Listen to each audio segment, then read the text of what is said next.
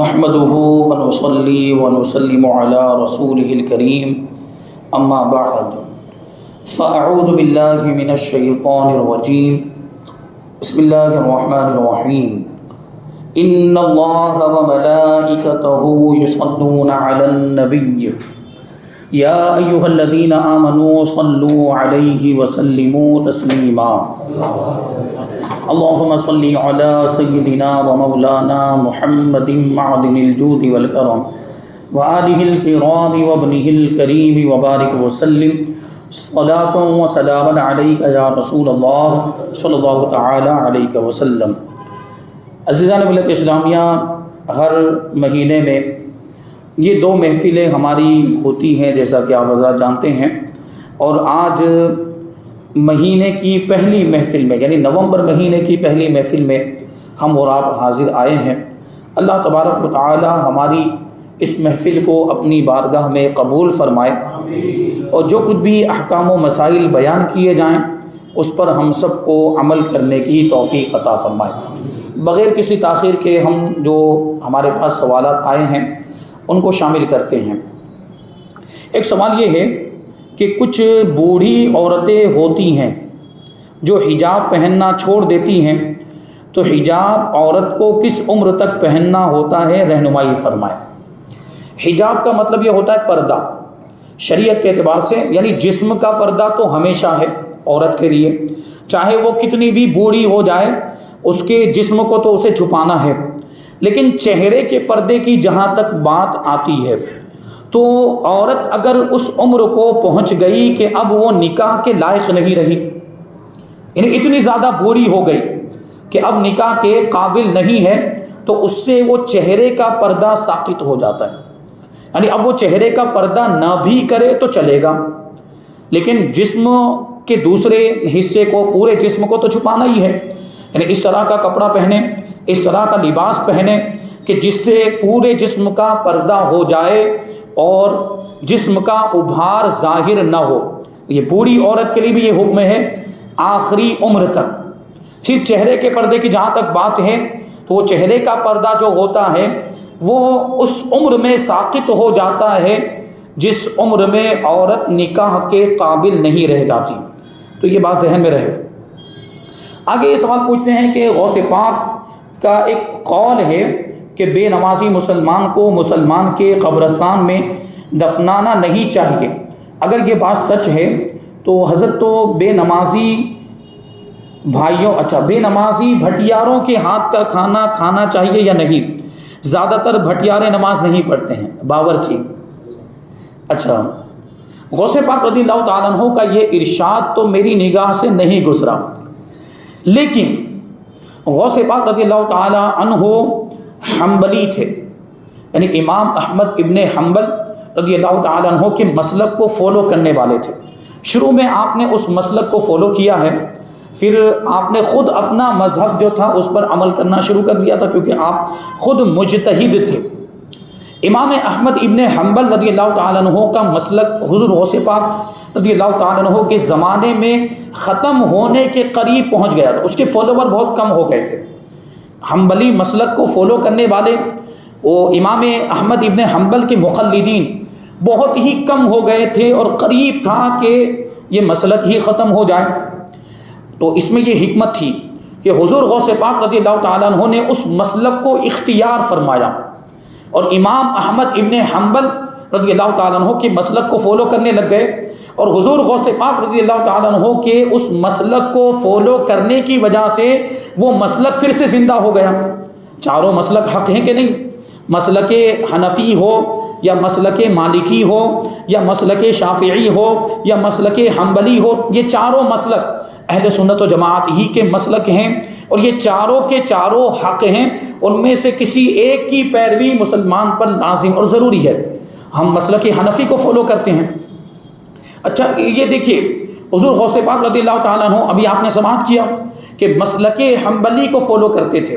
اب اس چیز کو لے کر کچھ لوگ ہمارے بھولے بھالے مسلمان بھائیوں کو، عوام کو گمراہ کرنے کی کوشش کرتے ہیں کہ دیکھو یہ سنی حضرات غوث پاک رضی اللہ تعالیٰ عنہ کو مانتے ہیں، ان سے محبت کا دعویٰ کرتے ہیں، ان کو بڑے پیر کہتے ہیں اور یہ ہے وہ ہے، اس طرح کی باتیں کرتے ہیں۔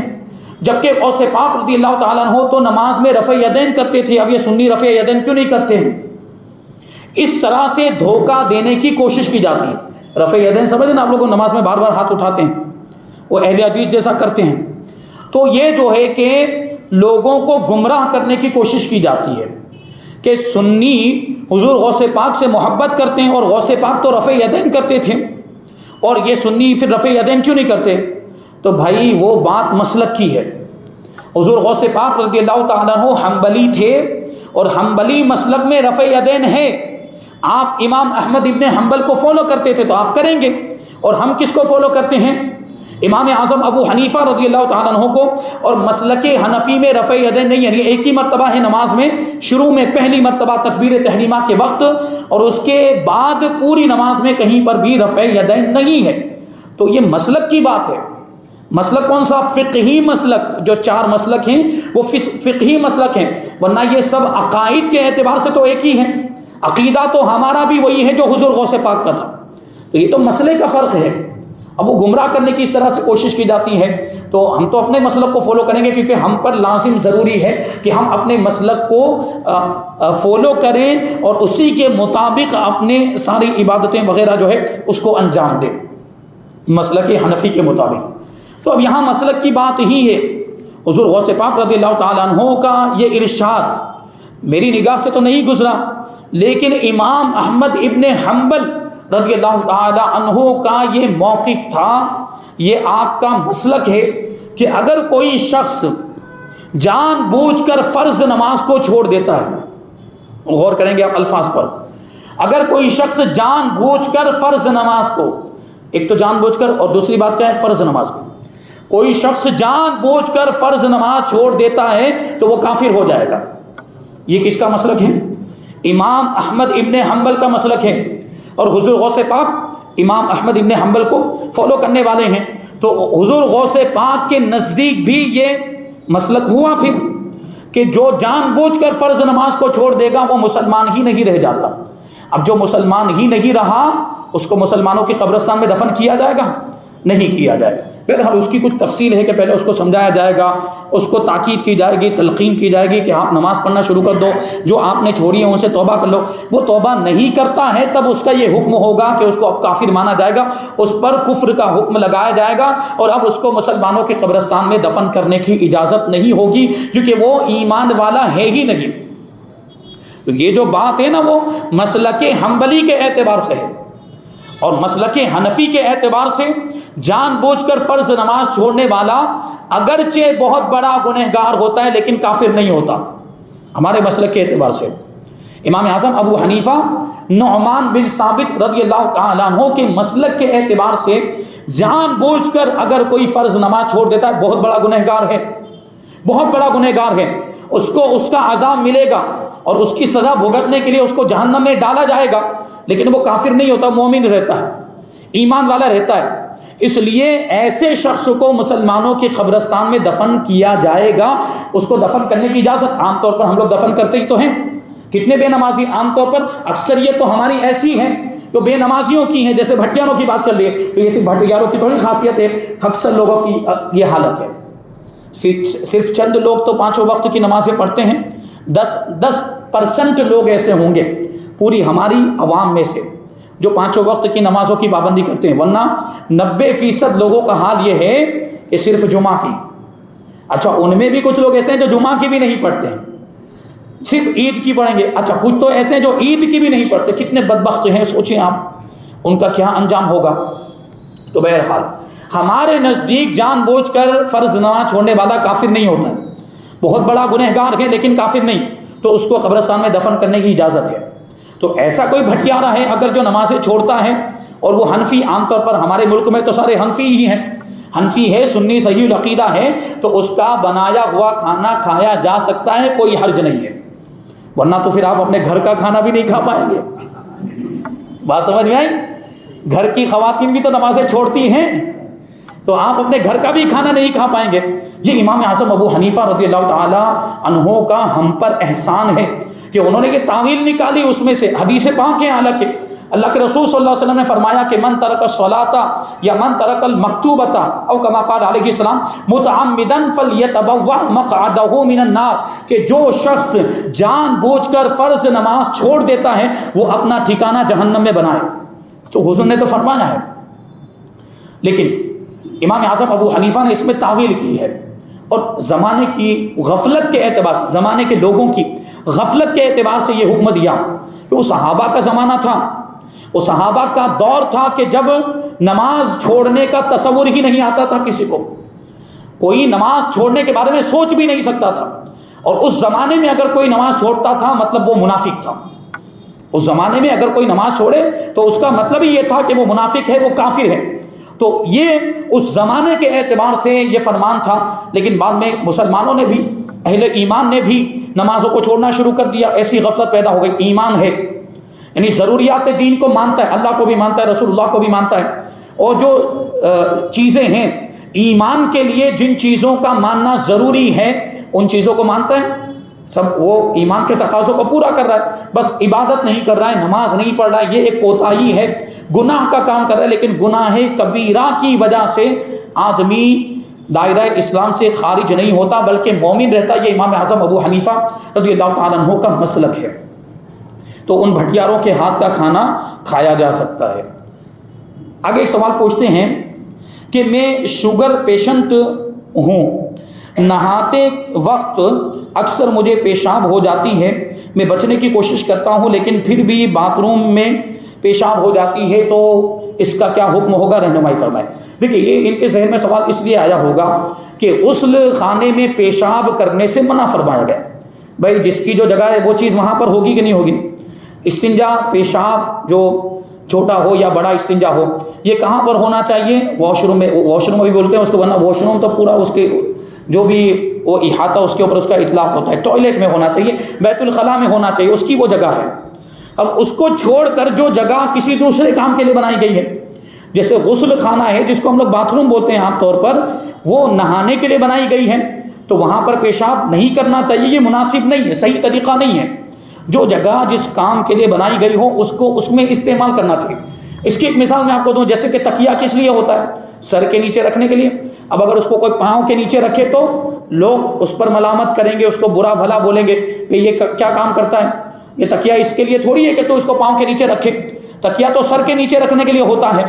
تو اسی طرح جو باتھ روم ہوتا ہے وہ غسل کرنے کے لیے ہوتا ہے، وہ پیشاب کرنے کے لیے نہیں ہوتا ہے، تو عام حالات میں وہاں پر پیشاب نہیں کرنا چاہیے۔ اور علماء نے، بزرگان دین نے، حکماء نے یہ بھی فرمایا ہے کہ وہاں پیشاب کرنے سے وہ نسیان کی بیماری پیدا ہوتی ہے، بھولنے کی بیماری پیدا ہوتی ہے، تو یہ بھی ایک چیز ہے۔ لیکن انہوں نے ایک مجبوری بتائی۔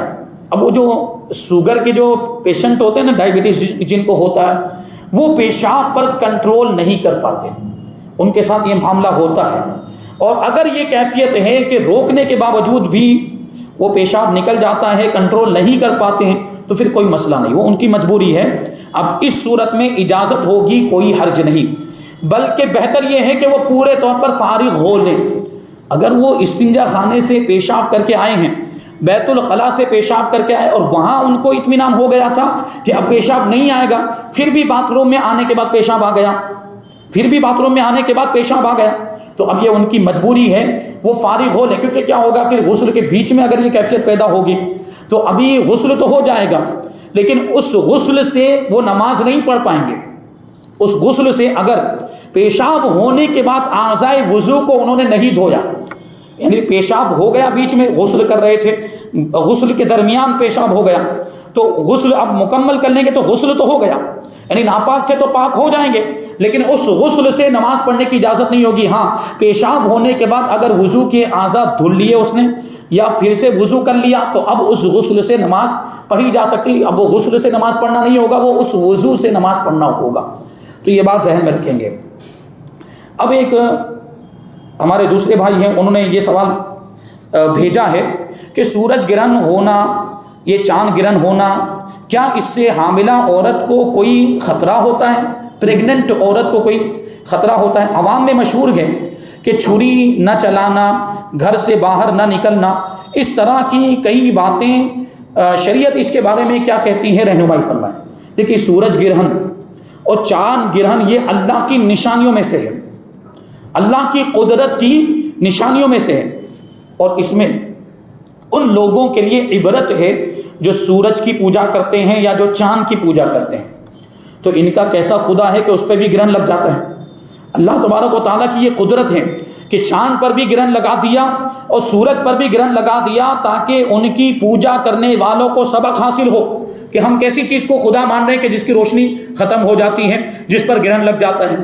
بہرحال وہ سائنسداں لوگ اس کی کوئی بھی وجہ بتاتے، اور حقیقت میں وہ ہے بھی کہ وہ چاند گرہن کیسے ہوتا ہے، وہ سورج بیچ میں آ جاتا ہے، یا جو سورج گرہن کیسا ہوتا ہے، پرتھوی بیچ میں آ جاتی ہے، اس طرح جو ہے کہ وہ لوگ اس کی توضیح کرتے ہیں۔ تو بہرحال یہ یہ ہوتا جو کچھ بھی ہو، سائنسداں اس کا جو بھی مطلب بیان کرتے ہو، لیکن یہ اللہ کی قدرت تو ہے۔ وہ جو بھی بیچ میں آ رہا ہے، پرتھوی بیچ میں آ رہی ہے یا چاند بیچ میں آ رہا ہے، تو اس کو لا کون رہا ہے بیچ میں؟ اللہ تبارک و تعالیٰ ہی تو لا رہا ہے۔ تو یہ اللہ تعالیٰ کی قدرت کی نشانی ہوئی۔ تو یہ اللہ تعالیٰ کی قدرت کی نشانی، اس پر اس وقت عبادت کرنے کا حکم ہے، اس وقت نماز پڑھنے کا حکم ہے، نماز خسوف اور نماز کسوف یہ شریعت کے اندر ہے، حدیثوں میں بھی ان کا ذکر آیا۔ نبی پاک صلی اللہ علیہ وسلم نے یہ نمازیں پڑھی کیونکہ حضور کے زمانے میں بھی تو یہ ہوتا تھا، سورج گرہن اور چاند گرہن۔ تو حضور نے چاند گرہن کے وقت بھی نماز پڑھی ہے اور سورج گرہن کے وقت بھی نماز پڑھی ہے، تو ہمیں وہ نماز پڑھنا چاہیے۔ لیکن یہ اس کو بہت زیادہ وہ کچھ لوگ یہ سمجھتے ہیں کہ یہ بہت ہی منحوس وقت ہوتا ہے، بے برکتی والا وقت، ایسا کچھ نہیں ہے۔ وہ بس اللہ کی قدرت کی نشانی ہے۔ جب ایسا ہو تو ہمیں اللہ کو یاد کرنا چاہیے، یعنی عبادت کے ذریعے، نمازوں کے ذریعے سے، ذکر و اذکار کے ذریعے سے ہمیں اللہ کو یاد کرنا چاہیے، گویا کہ ہمیں اللہ تبارک و تعالیٰ آگاہ فرما رہا ہے، الرٹ کر رہا ہے کہ دیکھو یہ میری قدرت ہے، میری یہ قدرت کی نشانیاں، مجھ سے غافل مت ہونا، میری عبادت کرنا۔ تو اس وقت بھی عبادت کرنی چاہیے، یہ مطلب ہوتا ہے اس کا۔ تو یہ جو باتیں مشہور ہیں کہ اس وقت کوئی عورت چھری نہیں چلا سکتی ہے اور وہ حاملہ عورت باہر نہیں جا سکتی، یہ سب شریعت میں ان کی کوئی اصل نہیں ہے، یہ جہالت کی باتیں ہیں اور یہ سب لال کتاب کے مسئلے ہیں اور ان کا کوئی اعتبار نہیں ہے، غلط مشہور ہے، یہ سب توہمات میں سے، یہ وہم کی باتیں ہیں غلط خالی بس۔ آگے یہ سوال پوچھتے ہیں کہ الکوہل والا پرفیوم یوز کرنا کیسا ہے؟ جواب یہ ہے کہ ناجائز ہے۔ الکوہل شراب کی ایک قسم ہے اور شراب کا ایک ایک قطرہ ناپاک ہوتا ہے، پیشاب کی طرح ناپاک ہوتا ہے۔ ابھی یہاں پر ایک بالٹی رکھی ہو، میں نے پہلے بھی کہا تھا، یہاں پر ایک بالٹی رکھی ہو پانی بھر کے، اس پانی کے اندر اگر پیشاب کا ایک قطرہ گر جائے، پورا پانی ناپاک ہو جائے گا کہ نہیں ہو جائے گا؟ تو اگرچہ پرفیوم کے اندر تھوڑی سی مقدار الکوہل کی شامل کی گئی ہو، لیکن وہ پورا پرفیوم ناپاک ہو جاتا ہے۔ اب اس کے لگانے کی اجازت نہیں ہے۔ اگر آپ کپڑے پر لگائیں گے تو کپڑا ناپاک ہو جائے گا، بدن پر لگائیں گے تو بدن ناپاک ہو جائے گا، اور 1 درہم سے زیادہ لگائے تو نماز ہی نہیں ہوگی۔ یہ بات آپ ذہن میں رکھیں۔ الکوہل والا پرفیوم لگانا جائز نہیں ہے۔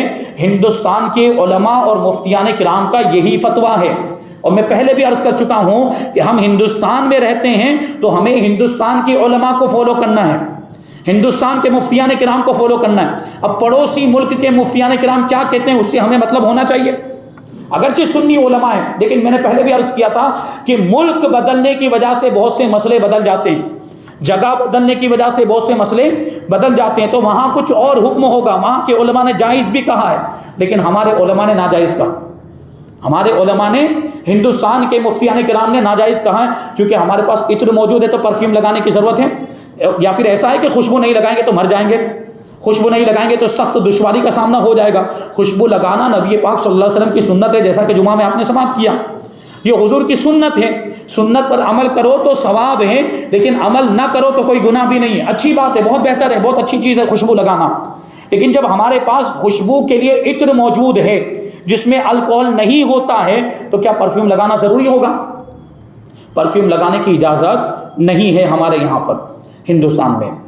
آگے یہ سوال پوچھتے ہیں کہ حضرت مجھے گھر خریدنا تھا جس کی قیمت 8 لاکھ روپے تھی، میرے پاس 3 لاکھ کیش اور 2 لاکھ روپے میں نے سونا چاندی وغیرہ بیچ کر 5 لاکھ روپے گھر والے کو دیے، باقی کے 3 لاکھ 3 مہینے کے بعد دینے تھے، اور جب 3 مہینے پورے ہونے پر آئے تو وہ جس کا گھر تھا اس نے منع کر دیا گھر بیچنے سے، اور مجھے میرے 5 لاکھ روپے اس نے واپس کر دیے، تو کیا میں اس سے زیادہ پیسے کا مطالبہ کر سکتا ہوں؟ یعنی 5 لاکھ روپے واپس کر رہا ہے، سودا کینسل کر دیا اس نے، تو سودا کینسل کرنے کی صورت میں کیا اس سے زیادہ پیسے لینے کی اجازت ہوگی؟ ایسا ہوتا ہے کہ گھر کا معاملہ ہوتا ہے، گھر خرید رہے ہوتے ہیں اور اس وقت وہ بانا دے دیا جاتا ہے ایڈوانس، اور وہ کیا بولتے ہیں ٹوکن، اور یہ جو ٹوکن دیا جاتا ہے نا، عام طور پر اس کا مطلب یہ ہوتا ہے کہ خرید و فروخت ہو گئی، عام طور پر اس کا یہ مطلب ہوتا ہے، کیونکہ پیسے دے دیے جاتے ہیں، اگرچہ کچھ پیسے باقی رکھے جاتے ہیں۔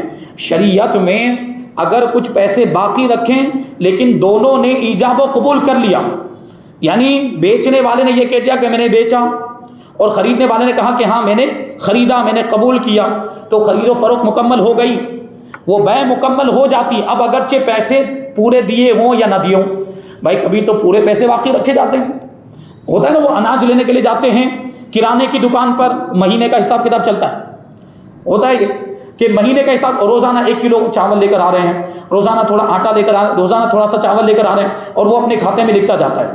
تو آپ تو لے کر آ گئے، اس کے تو پیسے دیے نہیں، پھر بھی آپ اس کے مالک ہو جاتے کہ نہیں ہو جاتے؟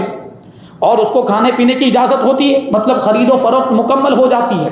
اگرچہ پورے پیسے باقی ہیں تو پیسے ادھار بھی رکھے جا سکتے ہیں، پورے پیسے بھی ادھار رکھے جا سکتے ہیں اور آدھے ادھورے پیسے بھی ادھار رکھے جا سکتے ہیں۔ تو اگر یہ شروع میں یہ جو سوال پوچھ رہے ہیں کہ 5 لاکھ روپے دے دیے اور 3 لاکھ روپے باقی تھے، 5 لاکھ روپے دینے کے بعد دونوں نے ایجاب و قبول کر لیا تھا، یعنی اس نے کہا تھا کہ میں نے تمہیں یہ بیچ دیا اور اس نے خریدنے والے نے کہا تھا کہ میں نے خرید لیا، تو خرید و فروخت مکمل ہو چکی تھی اور وہ گھر ان کا ہو گیا، خریدنے والے کا وہ گھر ہو چکا تھا۔ اب ایسی صورت میں بعد میں وہ اس خرید و فروخت کو ختم کرنا چاہتا ہے، اس خرید و فروخت کو کینسل کرنا چاہتا ہے، تو دونوں کی رضامندی ضروری ہے۔ وہ صرف اپنے اعتبار سے فیصلہ نہیں لے سکتا، کیونکہ یہ اس گھر کا مالک ہو چکا ہے، خریدار۔ تو ایسی صورت میں اب اس کی رضامندی بھی ضروری ہے اس خرید و فروخت کو ختم کرنے کے لیے۔ اس کو کہا جاتا ہے بیع کو فسخ کرنا۔ تو اگر اس کی رضامندی بھی شامل تھی، بات چیت تو ہوئی ہوگی کہ یہ جو گھر میں نے تمہیں بیچا تھا، اب میں تمہیں نہیں دینا چاہتا، مجھے واپس کر دو، میں 5 لاکھ روپے تمہیں واپس دے دوں گا۔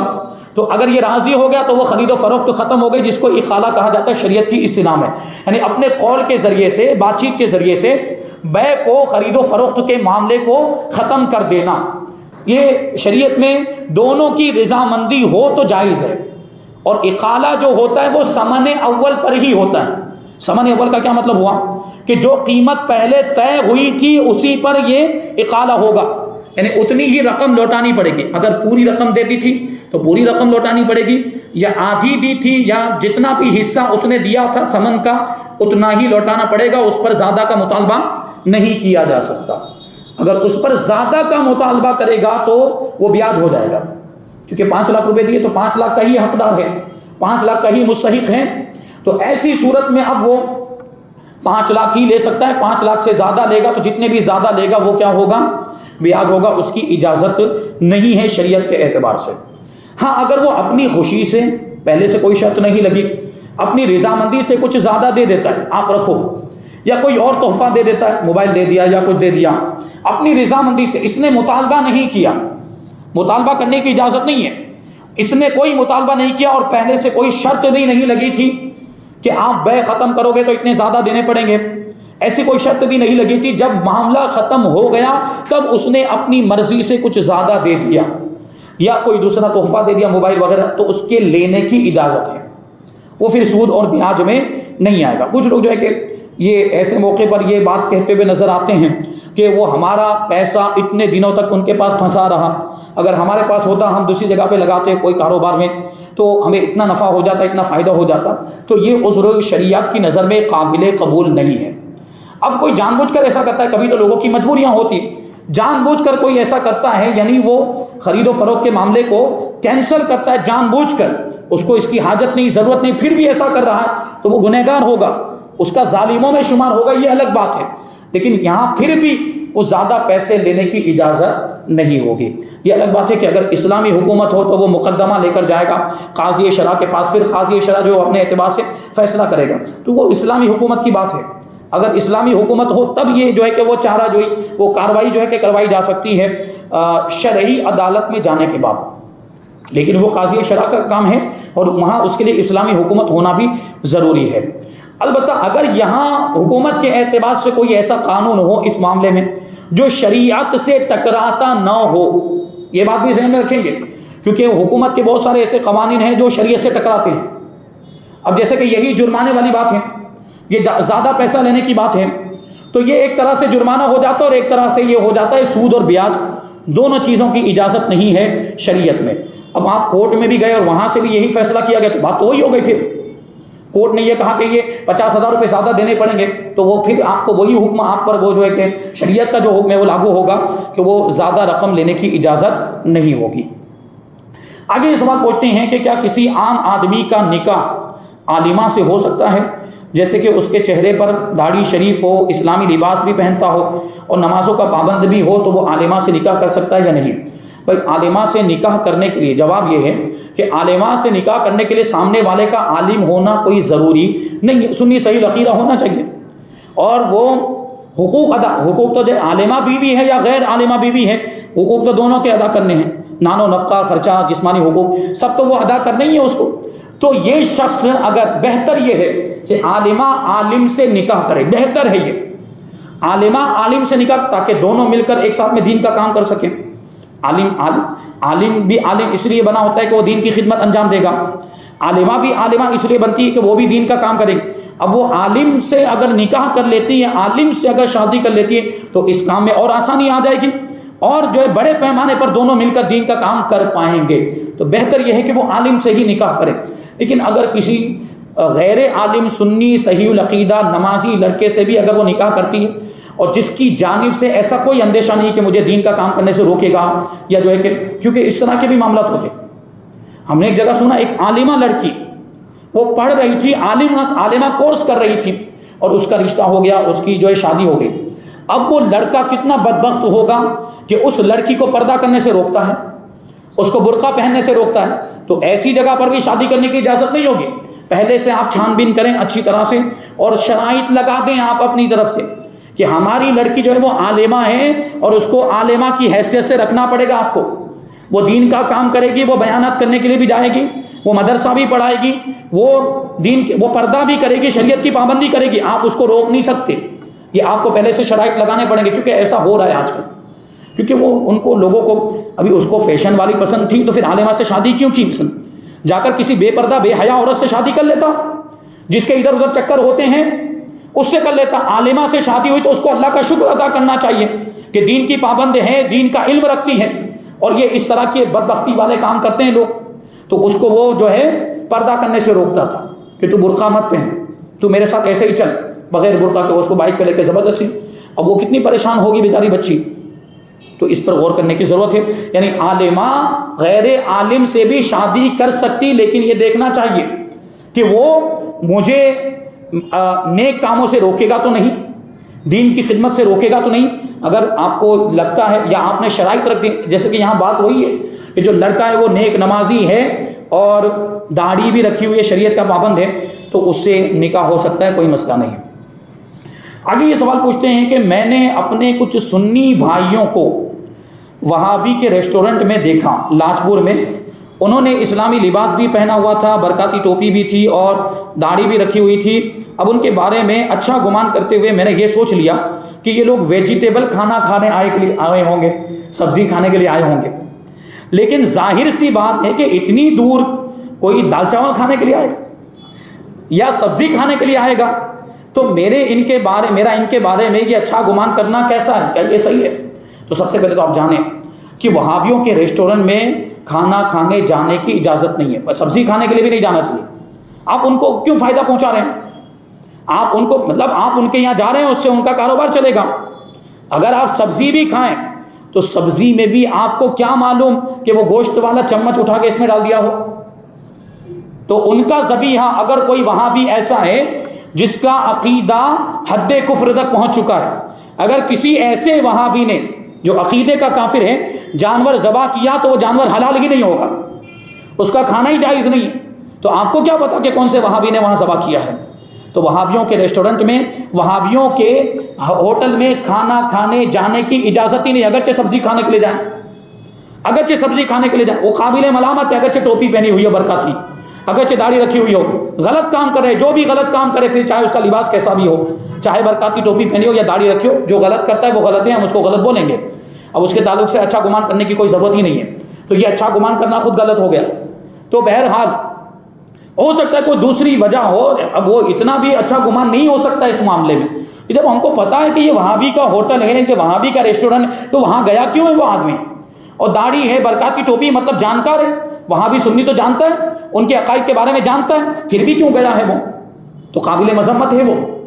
تو بہرحال وہاں ان کے یہاں پر کھانا کھانے کی اجازت نہیں ہے۔ سنیوں کے ہوٹل نہیں ہے کیا؟ سنیوں کے ریسٹورنٹ نہیں ہے؟ سنیوں کے یہاں جائیں، سنیوں کو فائدہ پہنچائیں، آپ وہاں جائیں گے، اگرچہ سبزی کھا رہے ہوں، اس کو کم سے کم اس کا کاروبار چلے گا، اس کا دھندا، اس کو پیسے ملیں۔ وہ ان کے مدرسوں میں تعاون کرتے ہیں، بڑا بڑا چندہ دیتے ہیں۔ یہ لاج پور والے وہاں کے جو مدرسہ نا کپلے تھا میں، وہاں بھی چندہ دیتا ہے، اور وہ ادھر آگے وہ دابیل میں جو مدرسہ ہے اس میں بھی وہ چندہ دیتا ہے۔ تو اس سے کیا ہو رہا ہے؟ وہ ان کے مدرسے ترقی کر رہے ہیں اور گمراہیت اور پھیل رہی ہے۔ تو ہمارا بھی اس میں حصہ ہو جائے گا کہ نہیں اس طرح سے؟ یعنی انجانے میں، ہم نہیں کہہ رہے کہ آپ جان بوجھ کے ایسا کر رہے ہیں، لیکن انجانے میں ہی صحیح، لیکن ہو تو رہا ہے کہ نہیں ایسا؟ تو اس میں ہمیں کچھ سوچنا چاہیے کہ نہیں، عبرت حاصل کرنی چاہیے۔ طریقہ صحیح نہیں ہو، لاپرواہی، غفلت برتتے ہوئے چلے جاتے ہیں وہاں پر۔ اور ایک بات یہ بھی ذہن میں رکھیں کہ کچھ لوگ جب ان کو یہ بات سمجھائی جاتی ہے نا تو سمجھنے کے لیے تیار نہیں ہوتے۔ وہ لبرل ٹائپ کے لوگ، جو آزاد دماغ کے لوگ ہوتے ہیں نا، وہ کہ وہ بھی تو مسلمان، ہم بھی تو مسلمان۔ بھائی تیرے کو اس کا عقیدہ نہیں معلوم ہے؟ جو نبی کی شان میں گستاخی کرے اس سے ہمارا کوئی تعلق ہونا چاہیے؟ یا نبی کی شان میں گستاخی کرنے والوں کو مسلمان سمجھے، کیا اس سے ہمارا کوئی لین دین ہونا چاہیے؟ اس سے میل ملاپ ہونا چاہیے؟ تو یہ کیا مطلب؟ یہ تو ایمان کی کمزوری کی علامت ہو گئی۔ تو بہرحال اس پر توجہ دینے کی ضرورت ہے۔ آگے یہ سوال پوچھتے ہیں کہ شادی میں دولہے کے ہاتھ میں لال کپڑا باندھنا اور اس کے ہاتھ میں خنجر وغیرہ دینا کیسا ہے؟ رہنمائی فرمائے۔ یہ سب جہالت کی باتیں سب جانتے ہیں آپ حضرات، علماء کے ساتھ اٹھنے بیٹھنے والے ہیں، آپ جانتے ہیں کہ شریعت سے اس کا کوئی تعلق نہیں۔ وہ لال کپڑا دینا یا اس کے ہاتھ میں خنجر دینا، یہ سب غیروں کی رسمیں ہیں، غیر مسلموں کی رسمیں، یہ ہمارے اندر آئی ہیں۔ ہماری کتابوں میں کہیں پر بھی یہ نہیں لکھا تو گود میں ناریل رکھنا ہے یا ہاتھ میں لال کپڑا دینا ہے یا وہ سپاری باندھنی ہے، یہ سب فالتو کی چیزیں ہیں، شریعت کا اس سے کوئی تعلق نہیں ہے۔ ان ساری چیزوں کو اندر آنے نہیں دینا چاہیے، ان ساری چیزوں کو ختم کرنے کی کوشش کرنی چاہیے۔ آگے یہ سوال پوچھتے ہیں کہ خواتین کا بائک چلانا کیسا ہے؟ اگر برقع پہن کر وہ بائک چلا رہی ہو تو کیا حکم ہوگا؟ تیز ہوا کی وجہ سے برقع جسم سے چپک جاتا ہے اور اس سے جسم کی رنگت ظاہر ہوتی ہے، تو کیا حکم ہوگا؟ رہنمائی فرمائے۔ دیکھیے ویسے بھی اگر تیز ہوا نہ بھی چلتی ہو نا، تب بھی عورتوں کے لیے بائک چلانا بالکل نامناسب ہے، کیونکہ عورتوں کو کیا حکم دیا گیا کہ وہ گھروں میں رہیں۔ ان کے لیے زیادہ پردہ اسی میں ہے کہ وہ گھروں میں رہیں، اور مردوں کی یہ ذمہ داری ہے کہ وہ باہر جائیں، کاروبار کریں، کمائیں اور لا کر اپنی بیوی کو بھی کھلائیں، اپنی بہنوں کو بھی کھلائیں، اگر بہنوں کی شادی نہیں ہوئی ہے تو باپ ہے تو اپنی بیٹیوں کو کھلائیں، یعنی جس کی ذمہ داری اس کے اوپر عائد ہوتی ہے وہ ان کو کھلائیں، ان کا انتظام کرے۔ تو جب مردوں کو یہ ذمہ داری دی گئی ہے تو پھر عورتوں کو باہر جانے کی ضرورت ہے؟ جب ضرورت ہی نہیں، شریعت نے تو ان کو گھر میں رہنے کا حکم دیا ہے، تو بائک کیوں چلا رہی پھر؟ وہ موٹر سائیکل چلا رہی ہیں، ایکٹیوا چلا رہی ہیں، اس کی اجازت نہیں ہے۔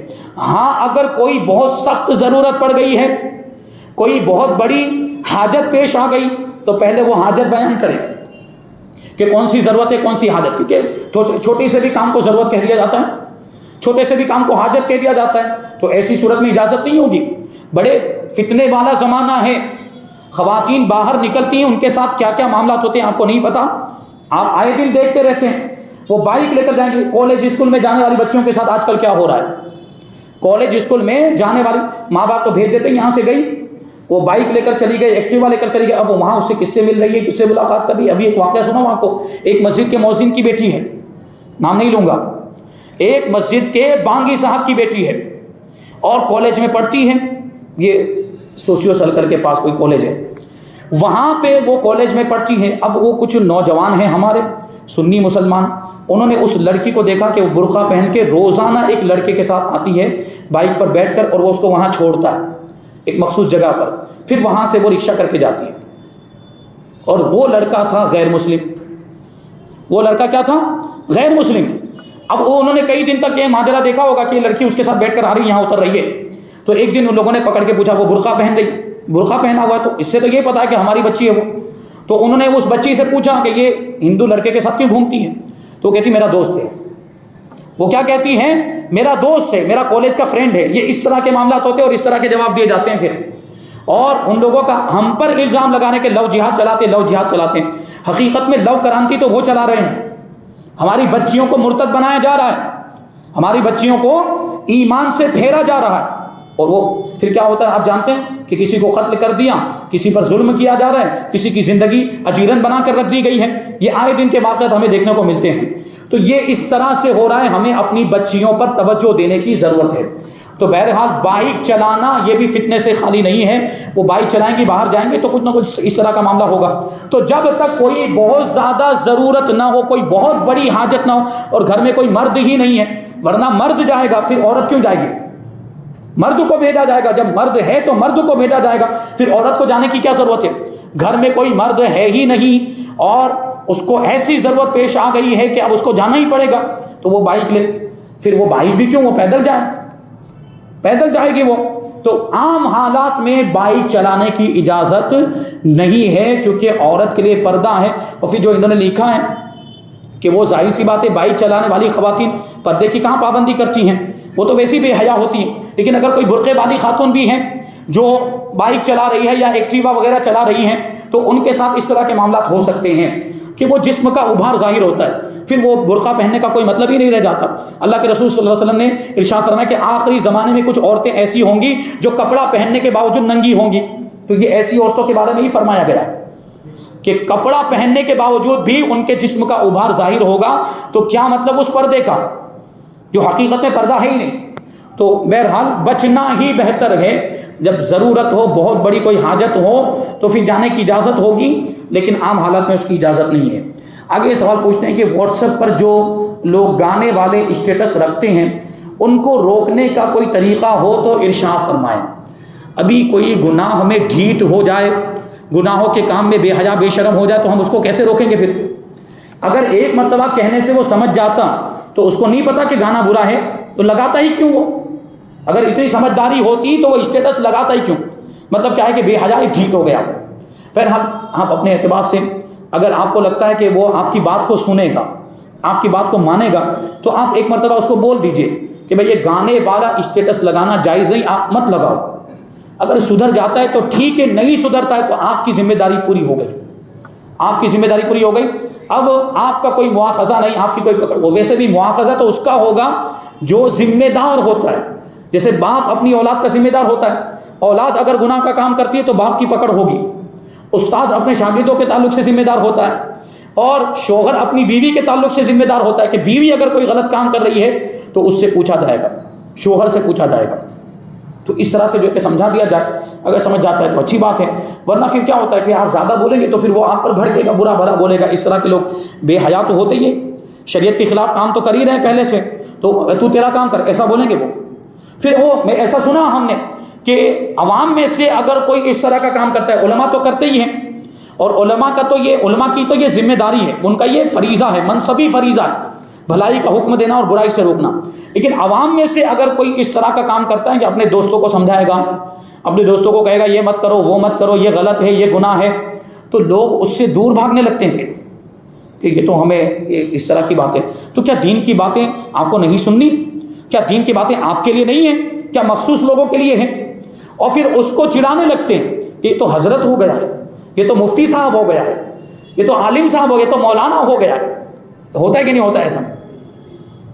تو یہ کیا صحیح بات ہے ایسے شخص کا مذاق اڑانا؟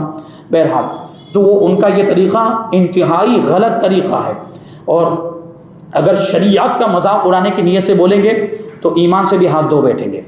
آخری سوال ہے ہماری آج کی محفل کا, کہتے ہیں کہ اگر ہمارا کوئی ایسا کام جو بار بار کرنے پر بھی نہ ہوتا ہو تو لوگ تسلی دیتے ہوئے یہ کہتے ہیں کہ فکر نہ کرو, اللہ تبارک و تعالیٰ نے اس سے بہتر سوچا ہوگا معاذ اللہ.